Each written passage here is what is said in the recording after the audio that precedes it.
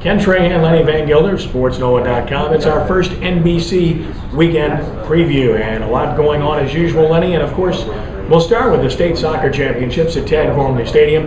And what's nice about this year is all 6 state championships will be decided in one venue. The first time we've seen that, I think, ever, certainly in recent memory. Yeah, that's great to see because you bring the whole soccer community together. It's done in so many other championships. I'm not really sure why it took this long for it to happen, but here it is, all under, I won't say one roof, but all in one stadium. 2 games on Friday, 4 games on Saturday. It's a soccer fan's dream, and 6 state champions getting crowned in the process. And it's really great for the New Orleans area because of all of the schools representing this area that are playing for state championships, from North Lake Christian to Country Day to Ben Franklin to Mount Carmel, St. Scholastica, Jesuit, St. Paul's, and more. Vanderbilt Catholic is playing as well. So you've got a lot of schools represented from our area, which means we should have good crowds. Yeah, I mean, last year, a terrific crowd for that Jesuit St. Paul's game, which turned out to be an upset. Well, you've got a rematch this year, and Jesuit might be out for try to exact some revenge come Saturday night. Yeah, another even match should be great. That, of course, is the finale on Saturday night. And you can follow a live blog, live chat at SportsNola.com with the entire event from every match, all throughout the course of the weekend. In addition to that, it was announced that the first NBC Prep Baseball Challenge, the inaugural one, will take place starting real soon. In fact, it all gets underway with the first live game ever at John Ryan Stadium, the new Jesuit baseball stadium, as the Blue Jays take on Holy Cross. And what better way to open a stadium, Jesuit Holy Cross? That's about as good a rivalry as you get in terms of New Orleans high school sports. Been going on for a long time, and I don't think there could have been a better hand-picked opponent to open Jesuit's new baseball stadium. And it's a beautiful facility. Great facility. Kudos to Jesuit High School for getting that done. The Hornets hit the All-Star break in encouraging fashion on more than one front. On the floor, they played good basketball. They won a couple of games on the road trip, could have won a third in Indiana, certainly playing better, developing some players, getting ready for some other players to come back, and getting ready for a new owner, which is going to happen very shortly now. So, Lenny, there's finally a ray of light, a glimmer of hope for the Hornets. Exactly. You start with on the floor. This was a team that a week ago Monday had 4 wins. Well, they've had 4 wins since then.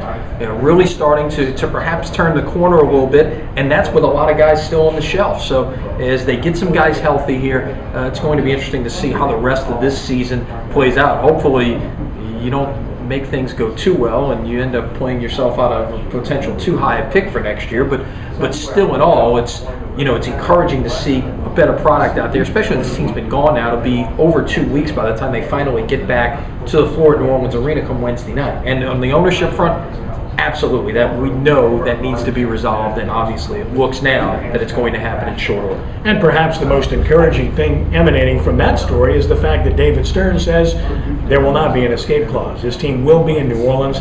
That's music to the ears of many. A new lease, of course, forthcoming. Maybe you get rid of this attendance clause that you have to meet and so forth. It's about time for that to occur. Exactly. As long as the Hornets have opportunities to bring in revenue along the lines of what the Saints were able to do with the Superdome, maybe not to that extent, but to some degree, then you don't need that attendance clause. You give them the opportunity to be a successful franchise, and that's all you can ask for. Finally, football, Tulane Open spring practice. You were there, and of course, Curtis Johnson. It's a different feel, it's a different look, and different expectations. Really, and I mean, everybody's getting a fresh start, from the coaches to the players. Everybody is getting a fresh start out there, and you felt that air of freshness just across the board yesterday, and talking to Curtis Johnson and some of the players after practice. And they'll continue to be out there, practice running through, I believe, March 26th. On the other hand, LSU is getting ready to start March 1st, and they've got to be anxious to get on the field with everything that's going on off the field for the last 2 months since the last time we saw an LSU football team on the field.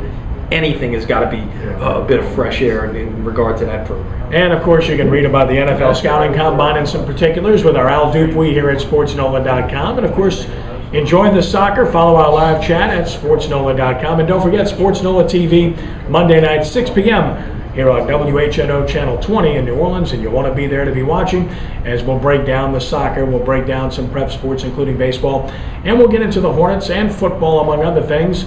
And we'll be joined by Danny Ream to talk a little baseball as well. So stay tuned for that this coming Monday night on WHNO Channel 20. Lenny, have a great weekend. Same to you, Ken.